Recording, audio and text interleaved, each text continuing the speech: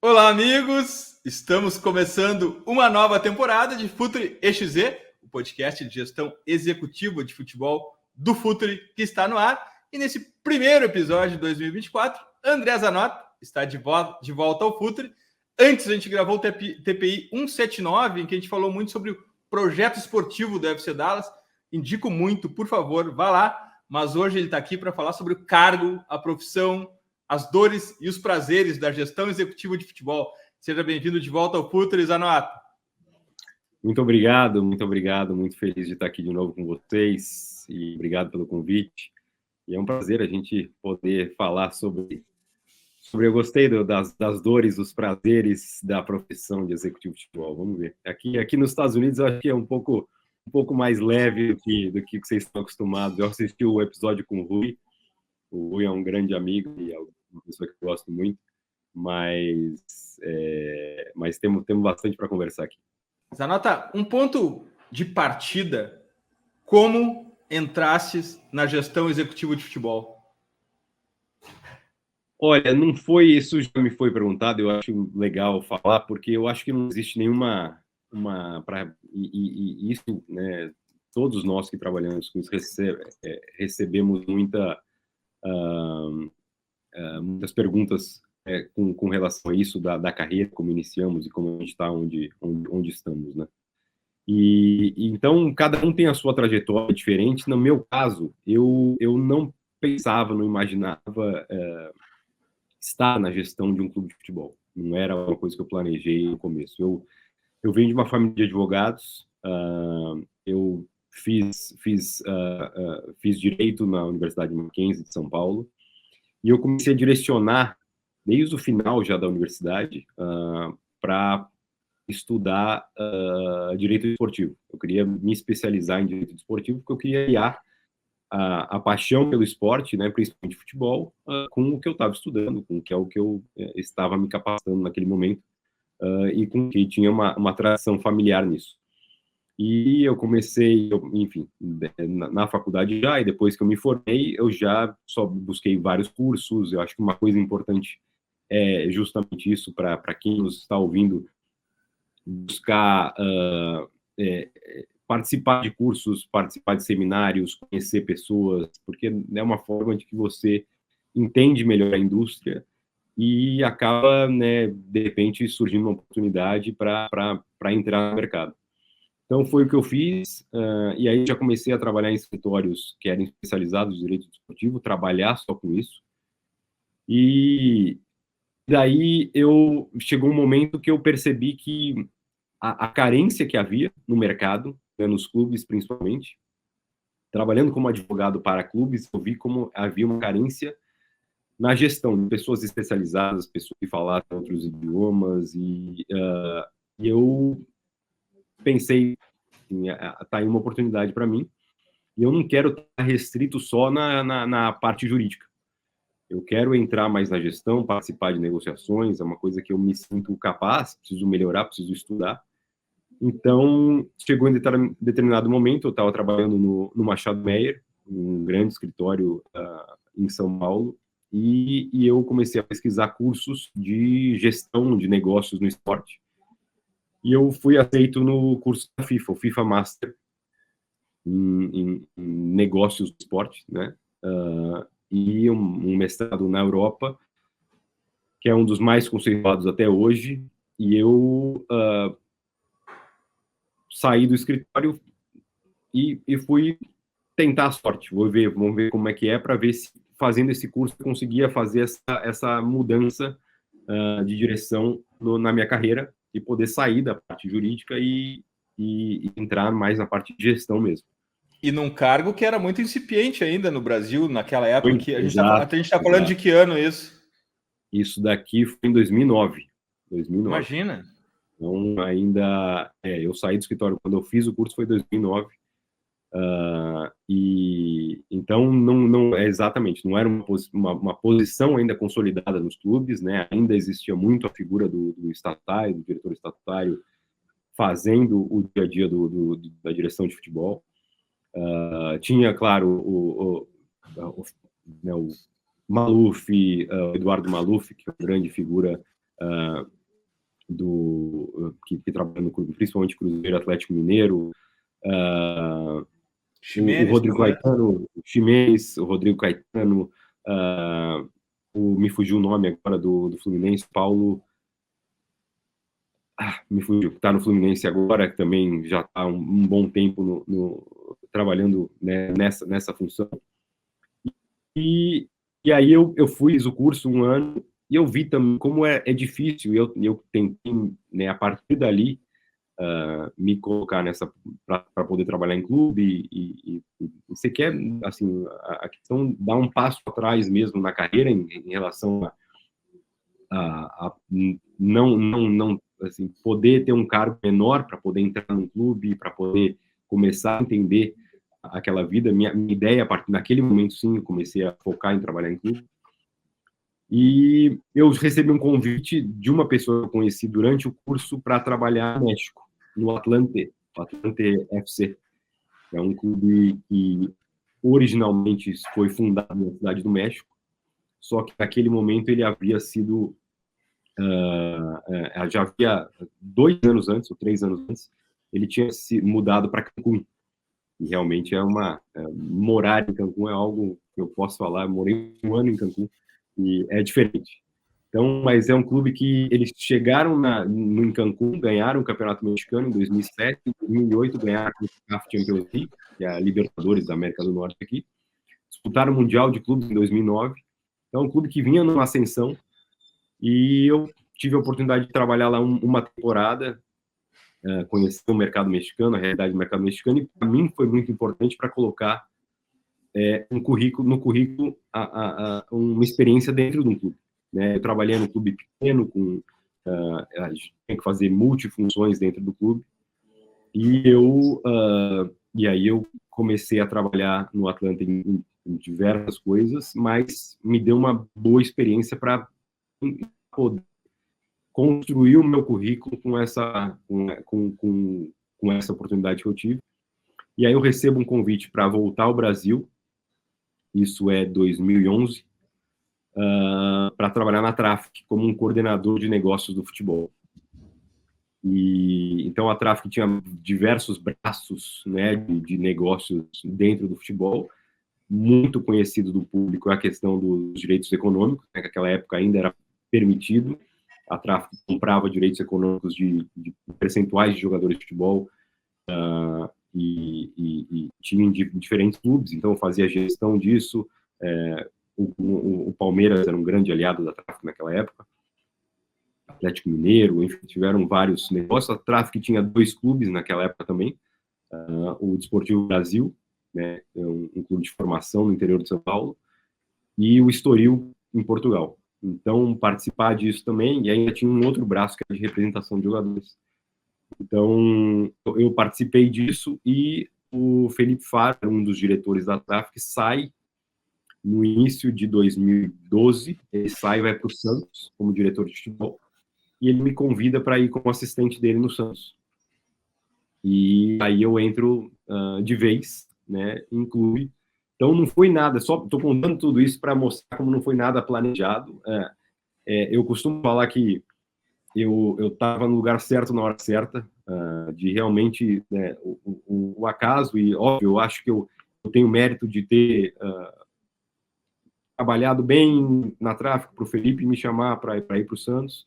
E aí depois de acho que 1 ano, um pouco menos de 1 ano, o Felipe ele sai do Santos, e o presidente da época era o Luiz Álvaro e depois o Odílio, me convida para ficar, mesmo eu tendo sido trazido pelo Felipe. Então, e aí eu, com 33 anos, em 2013, eu entrei no Santos em junho de 2012, como assistente do diretor de futebol. Em 2013, naquela época de transferência do Neymar do Barcelona, um pouco antes um momento bastante importante do clube, né? O Santos vinha de ganhar a Libertadores 2011, 2012 perdeu a semifinal para o Corinthians, e a reconstrução, né? Tinha saído o Ganso em 2012, tinha saído vários jogadores importantes daquele time anteriormente, e aí a estrela principal sai em 2013, assim, quando eu assumo. Então, foi uma experiência, assim, o Santos foi, para mim, tenho uma gratidão enorme pelas pessoas que me deram essa oportunidade. O Odílio é um deles, o presidente na época. O Luiz Álvaro teve que se ausentar por questões de saúde. Enfim, eu costumo falar que eu sobrevivi a 3 presidentes no Santos, né? Que é uma coisa que a gente aqui do futebol brasileiro sabe. Eu comecei com o Luiz Álvaro, passei pelo Odílio. Em 2014, em dezembro, tem uma eleição no Santos. A gente sabe que eleições dos clubes, quando vem, né, sempre tem aquele risco de quererem trocar tudo, e aí ainda veio o Modesto Roma, assume, e era a principal oposição a quem estava naquele momento. Então, eu já estava pronto para sair, o Modesto, né, para minha surpresa, e grata surpresa, ele fala, ouvi muito coisas boas de você, eu quero que você fique. Então, eu tinha uma posição importante, fiquei. A gente fez uma construção do time ali, quando veio o Vanderlei, veio o Robinho, tinha voltado um pouco antes, Ricardo Oliveira chegou, Elan voltou. Então, a gente trouxe jogadores que fizeram muita diferença. A gente ganha o Paulista. Em 2015. E aí eu achei que era um momento bom de sair por cima, porque já não era diferente, não eram as mesmas pessoas que eu estava lidando. Então, eu saí daí, minha carreira aí foi... E uma coisa importante que eu vi, eu não sei se foi nessa entrevista que o Rui deu, mas que foi na saída dele do Grêmio para a Chapecoense. Para mim foi a mesma coisa, eu fiquei 3 anos no Santos. E quando eu saio do Santos, e eu recebo o convite do Sport Recife, depois de 4 meses, mais ou menos, e aí me consolido como um executivo de futebol do mercado. Porque você fica muito... O primeiro clube acaba te marcando muito. Você fica ligado com o clube e apesar de ser um cargo totalmente apolítico, mas no momento que o esporte me convida e eu vou para o esporte, eu me consolido no mercado como um executivo de futebol do mercado. E aí tem o esporte, depois Grêmio, e daqui a 4 dias, completo 5 anos de FC Dallas. Uau! Que bacana. Zanota, um ponto que é interessante da gente conversar aqui e que fica um pouco encoberto em relação, principalmente ao torcedor, é o que faz um executivo de futebol. Porque no executivo de futebol, pelo menos aqui no Brasil, a gente tem a ideia do contratador de jogadores. É o cara que contrata jogadores, é o cara que comanda o mercado, mas imagino que seja bem mais complexo isso. Ok, imagino também que cada clube é um universo em si e tem as suas atribuições próprias para o executivo. Mas no teu caso, como é que é o nome do teu cargo, oficialmente, inclusive, por sinal, e qual é o teu job description aí na MLS, Zanota? O nome do meu cargo hoje é CSO, Chief Soccer Officer, / Sporting Director. Então, é meio que... Porque a MLS denomina Chief Soccer Officer todas as pessoas que têm essa função nos clubes. Os executivos de futebol são conhecidos como CSOs. E, assim, infelizmente, para o grande público, né, a gente é parte da nossa função, claro, é uma das partes, é uma parte que é muito exposta, né, para o público, que é essa questão de contratar contratar, dispensar, enfim, renovações de contratos, trabalhar com isso no dia a dia, mas principalmente as contratações. Isso, claro, é uma parte importante, mas não é uma função do executivo, é o ponto final. Existe, e eu acho que o ponto principal da função do executivo, o que eu costumo falar, e eu sei que outros meus pares falam mesmo, que a gente cuida, principalmente aqui, a gestão de pessoas e gestão de processos. Então, o meu dia a dia é cuidar para que eu como um líder aqui no departamento de futebol do Dallas, eu quero ajudar as pessoas a atingirem o melhor que elas possam desempenhar no clube. Então, eu quero que cada um que trabalhe no departamento de futebol, que é a minha responsabilidade, eu possa ajudá-los a fazerem o máximo do potencial deles de trabalho. Então, dar todas as condições, ferramentas para que eles possam exercer o trabalho deles da melhor forma possível. Então, isso é o meu principal, porque eu lido com jogadores que são de diferentes, né? Aqui ainda Eu lido com jogadores americanos, jogadores sul-americanos, jogadores europeus, jogadores asiáticos, africanos. Aqui é uma mistura muito maior do que é um vestiário no Brasil.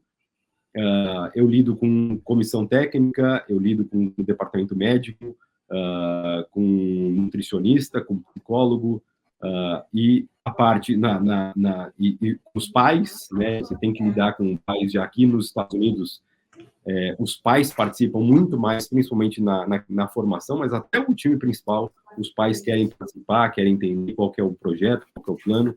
Então, saber lidar com todas essas diferentes perfis de pessoas dentro do clube e quem está diretamente vinculado ao clube, né, ligado ao clube. Então, e lógico, eu me reporto, são 2 donos, né, 2 irmãos são donos aqui, eu tenho que lidar diretamente com eles, uma família super tradicional e super importante do esporte aqui nos Estados Unidos. Então, isso, para mim, é o principal do gestor. E a questão dos processos, né? Então, desde o processo de scouting, que colocam muito, né? Ele contratou isso, ele contratou... Mas quem contrata é o clube. A decisão, muitas vezes aqui, em outros clubes, eu já fui contra, assim, a gente chega entre 2 perfis. Eu acho que tem que ser esse, e o resto acha que tem que ser esse. Eu vou pelo resto, eu tenho que respeitar a opinião, porque são pessoas, não é meu perfil jamais impor nada. A gente aqui tudo muito colaborativo, discutir para o que a gente acha que é melhor para o clube. Então, se no final da reunião a gente chega que é melhor esse perfil, mesmo inicialmente eu achando que era esse, eu vou por esse e vou até o fim e vamos buscar um jogador nesse perfil. Então, às vezes acerta, às vezes a gente vai errar, mas é um processo que começa com os scouts. A gente tem scouts na Europa, a gente tem scouts na América do Sul, a gente tem o Léo, que é o nosso chief scout aqui, que é brasileiro também, que está aqui. Então, craque demais, muito bom, Léo. Passa por toda a comissão técnica também aqui, a avaliação dos jogadores, aí quando a gente aprova a decisão final, um conjunto de todos esses, e aí a minha função de negociar, eu vou atrás do clube, vou negociar, enfim, detalhes da contratação e tornar isso viável, possível, ou muitas vezes acontece de não ser possível também. Então, é muito mais amplo. Cuidar, assim, uma coisa que eu falo muito também, é cuidar do ambiente, né, do ambiente aqui, do dia a dia do futebol, para que tenha uma harmonia, para que tudo funcione, que a gente tenha e sempre de olho nos concorrentes, né? Eu acho que isso não é demérito nenhum, para ver o que eles estão fazendo, que ferramentas estão utilizando, para assim, que a gente uma coisa que eu costumo falar, e desculpa estar me estendendo muito, mas é que a particularidade da indústria do esporte, porque eu falei isso para os jogadores no primeiro dia, que quando eles voltaram para a pré-temporada, a gente trabalha com um segmento, o esporte, que não basta, você tem que ser o melhor no que você faz. Então, não basta, você é eu citei o exemplo, você é uma universidade aqui nos Estados Unidos, você está entre as 10, você é a 10ª melhor universidade do país, é espetacular. Você é o 10º melhor hospital do país, você é o 10º melhor escritório de advocacia do país, é muito bom. Só que se você é o 10º melhor time da MLS, nem no playoff eu chego. Então, essa é uma diferença, como é diferente. E assim, você vai numa Olimpíada, você é o 4º melhor, você nem medalha pega, né? Então, o esporte é tão único, porque você tem que ser melhor que todos os outros. Então, a gente tem que construir um ambiente aqui, para que todos nós que trabalhamos, a gente queira ser melhor, a gente faça melhor do que todos os outros 28 times da MLS. Porque só um vai levantar o troféu. Essa é a particularidade. Só um consegue ser campeão. Por isso que é tão especial e tão difícil trabalhar com isso, né? E o torcedor, às vezes, não entende que, ainda mais no Brasil, aqui entende-se muito melhor, mas você está nessa indústria, você tem que fazer melhor que todos os outros para você poder, porque no final só um vai levantar o troféu. Olha só, a gente sempre tenta dar contornos práticos aqui, principalmente para os alunos da certificação de executivo de futebol 2024, de curadoria do teu colega Ricardo Moreira. E um ponto sensível que a gente tem notado, pelo que a gente tem estudado e aprendido sobre a gestão executiva de futebol, Zanota, são os primeiros 90 dias no cargo. Na chegada de um executivo, há uma estrutura que já está montada, há uma estrutura que já tem uma cultura estabelecida. O que se faz nos primeiros 90 dias, Zanota? Boa pergunta. E ainda mais quando você, posso falar do caso, quando você sai do conforto, né? Conforto, é difícil ter conforto trabalhando em clube de futebol no Brasil, mas, né, num país, do seu país, da sua língua, e você vem para uma outra cultura, uma cultura que o futebol não é o principal esporte aqui dos Estados Unidos. O que eu acho principal é você entender que você é parte de uma engrenagem, né? Que eles me quiseram aqui para a experiência que eu tenho, mas e para eu aportar né, trazer essa experiência aqui para o dia a dia, mas que eu não vou mudar tudo, falar que tudo está errado, que já tem uma coisa funcionando, eu tenho que respeitar a cultura do clube.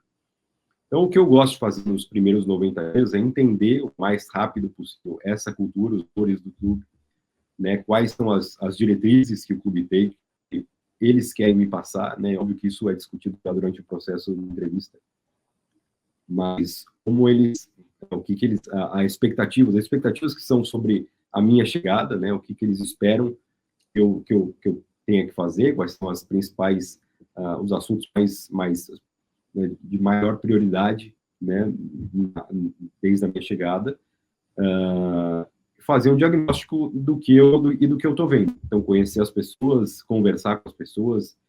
Eu gosto muito você vai conversando com todo mundo, né, de jogadores, roupeiro, massagista, fisioterapeuta. Você vai pegando informações, algumas coisas começam a coincidir de diferentes pessoas. Então, você começa a ver que aquilo lá deve ter uma relevância maior, porque se está sendo repetido por diferentes pessoas, de repente aquilo é um ponto de atenção para algo para ser atacado no início. Então, o que eu gosto é isso, assim, tentar me adaptar o mais rápido possível, entender o ambiente que eu estou, conhecer a cultura do clube, conversar com as pessoas, para eu, com tudo isso, ter o meu diagnóstico para saber qual que é quais são as prioridades que eu tenho que atacar naquele momento. Então, geralmente, quando eu chego aqui, geralmente é esse momento que eu cheguei aqui como eu falei, há 5 anos, e essa época do ano é época de a gente formando o elenco, né? Acabou de começar a pré-temporada, a gente teve quando eu cheguei tinha um draft acontecendo, então tem algumas coisas que a gente já sabe que são urgentes, né? Que finalizar o elenco o mais rápido possível para o treinador poder trabalhar com os jogadores. Daqui a um mês começa a temporada da MLS, então quando você chega já tem essas coisas em andamento que tem que caminhar, mas eu acho muito importante ter esse entendimento mais geral, você poder sair um pouco e não estar tão fechado na correria do dia a dia, porque vai facilitar a sua adaptação e você entender, né, das pessoas que já estão aqui há mais tempo, como as coisas funcionam por aqui, o que a gente precisa mexer, o que está fluindo bem, o que é prioritário, o que não é, as coisas mais urgentes, menos urgentes, para aí você definir o seu trabalho, enfim, quais são as suas principais funções naquele momento. Imagina a quantidade de decisões que o executivo de futebol deva tomar por dia, e um drive importante nessa tomada de decisão é o curto prazo e o longo prazo. Curto prazo e longo prazo são antagônicos, Anota? Ou dá para pensar no curto prazo olhando para o longo prazo? Eu acho que eu falei isso na outra entrevista que a gente fez, que é uma analogia que eu faço com o relógio de ponteiro. Lembra que eu vi num livro? Isso. Porque no futebol é isso, você tem que cuidar, assim como um relógio de ponteiro, você tem que cuidar do que é curto, médio e longo prazo. Então, só falando aquilo lá rapidamente de novo, né? O ponteiro, um relógio de ponteiro são 3 ponteiros, os segundos, minutos e horas. O ponteiro do segundo, ele vai muito rápido, então é o jogo quarta, domingo, que você precisa saber lidar com o resultado, né, e já preparar o próximo jogo. Então não tem muito tempo de refletir, agir rápido. O ponteiro do minuto, são coisas que tem um pouco mais de tempo para você se preparar, são os jogos de competições como Libertadores, Copa do Brasil, que não acontece com tanta frequência, ou a janela de transferências, né, para você ter uma estratégia de contratação e de venda de jogadores nas janelas de transferência. Então você sabe que está ali, chegar e 2 períodos por ano, que você precisa estar preparado para isso. Então é algo importante você estar preparado. E o ponteiro das horas, que é um ponteiro que se mexe mais devagar, e que são as coisas mais de longo prazo. Então, que é para você ter o que eu busco aqui constantemente, que é ter às vezes vem o termo em inglês já de 5 anos aqui, que às vezes foge o termo em português, mas um plano de desenvolvimento, de formação de jogadores muito sólido, né? Você preparar bem todo o processo de formação de jogador para você ter isso sólido, isso leva tempo. Para você ter um plano de sucessão do elenco, para você tem que sempre ter um elenco que, né, com jogadores mais veteranos, jogadores no auge, jogadores mais jovens, para você sempre saber que você tem que ter esse plano para a sucessão, cada ano, você poder preparar o elenco para quando você perder uma estrela que vai parar ou que está acabando o contrato, e saber o que vem na base. Então, tudo isso leva mais tempo. E são as coisas que têm mais impacto, como é o ponteiro da hora. Então, só que você não pode descuidar de um, né, dos ponteiros, porque se para qualquer um dos ponteiros, o relógio inteiro para. Então, o executivo ele tem que estar atento às coisas urgentes e às coisas que são importantes, né? Tem coisas que são urgentes que não são tão importantes, tem coisas que são importantes que não são tão urgentes. Então, você saber lidar com isso é um diferencial enorme, e poder preparar bem o que você vai fazer, o que você pode delegar, o que você não pode delegar, o que você tem que fazer para as coisas fluírem, porque, como eu falei, as coisas de curto prazo, médio prazo, longo prazo, elas estão acontecendo, e se você quer deixar um legado para uma coisa que causar um impacto maior no futuro, e eu, muitas vezes nisso, coisas que eu estou fazendo agora, que daqui a 5 anos que elas vão ter efeito, né, que elas vão surtir efeito, que leva tempo.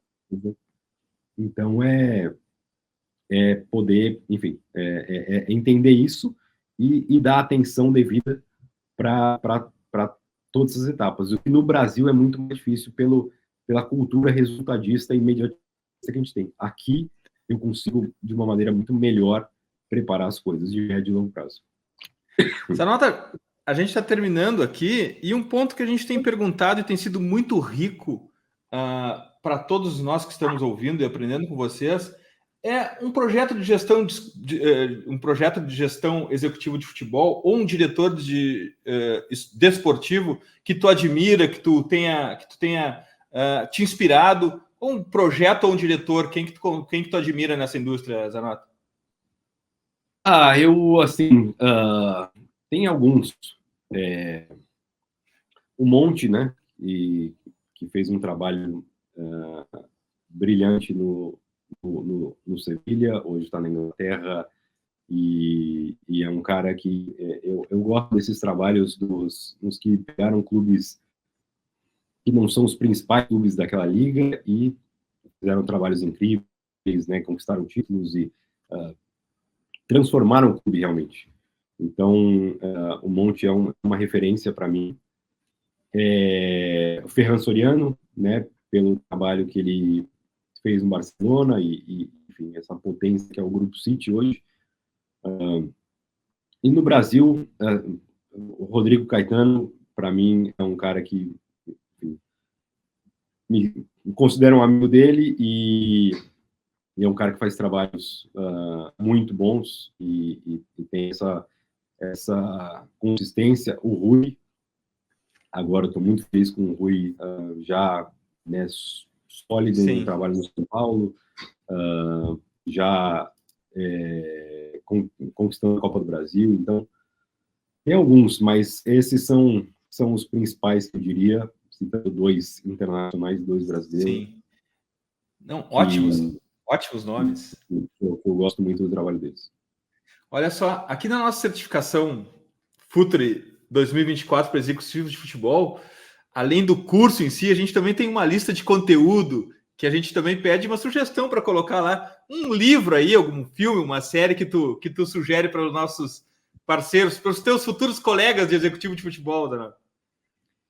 Eu vou falar um livro que eu acabei de ler, que eu gostei muito, que não é em gestão, mas ele te ajuda a entender melhor o esporte em geral, que chama, eu não sei o nome em português, ele chama Gold Mine Effect, ou mina de ouro, né? Gold Mine é mina de ouro. É excelente o livro, eu também li. Do autor dinamarquês, Rasmus Ankerson. Exatamente. E ele vai visitar alguns países, inclusive o Brasil, para entender.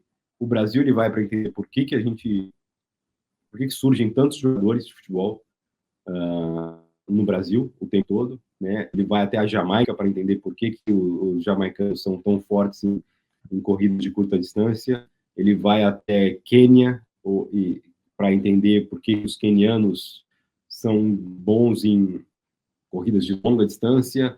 Rússia, porque agora não vou lembrar de cabeça, mas sei lá, 20% das mulheres no top do ranking da feminino da WTA são russas, e por que 30% das mulheres golfistas, das melhores golfistas, nas 100 melhores golfistas, são coreanas. Ele vai à Coreia.